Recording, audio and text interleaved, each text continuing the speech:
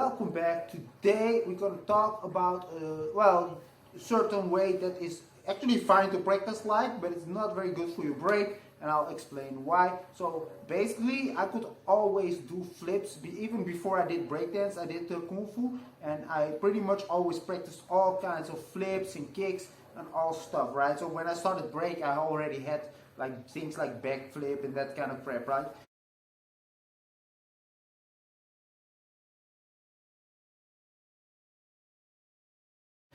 Basically in 2009, basically in the summer, like usually in Amsterdam the breaking spots closed, and I was just practicing on grass flips all the time, and I just wanted to do that stuff like endless backflips and stuff. And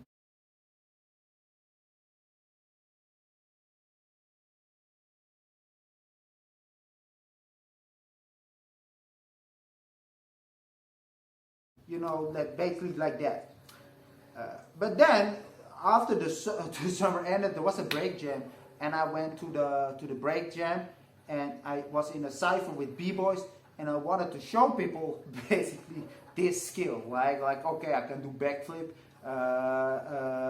round off backflip, and then back handspring, backflip.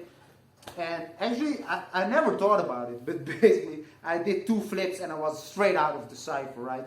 So basically, what you want to be wary of is when you practice this stuff, is that as a b-boy, you can do two flips. Like for instance, when I'm right here and I can actually do the round of backflip and not hit the mirror, but this is sort of a big cipher already. Sometimes the cipher is even smaller.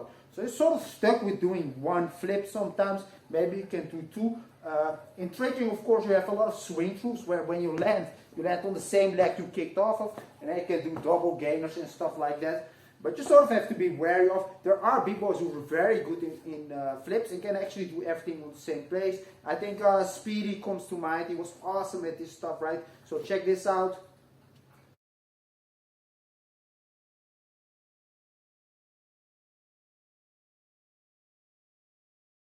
Right, so you see he doesn't go forward or backwards in his flips, and that's something you sort of want to be wary of, because actually I was practicing all summer, but I was always a b-boy. I was never something like a tumbler or something, right? So the goal is actually that you can do all these, that you can stay in the cipher sort of as you practice as a b-boy. So what is sort of a good idea is to learn to step forward again as you do a flip. So you do a flip and try to step forward again to really stay in the same spot or something like that. You gotta work like that. You wanna stay in the cipher as you do flips. You don't wanna practice like, because all that stuff takes a lot of practice, right?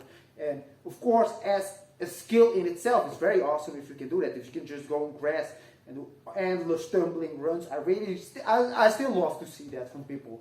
But, you know, as a b-boy, it's not that useful, right? You do two flips and bam, you're out of the cipher, you're out of the battle, you're actually in the DJ table. So guys, I want you to sort of practice this stuff if you love it, because I also loved it, especially back in the day. Now I don't really practice it anymore on it, but I want you to be wary of this, and maybe you can still do it, right? Find little ways to use your flips, use them also together with your break, combine them with your break, and you know, you can do 2-3 flips, or you have to be good enough that you can actually do flips and stuff and stay on the same spot.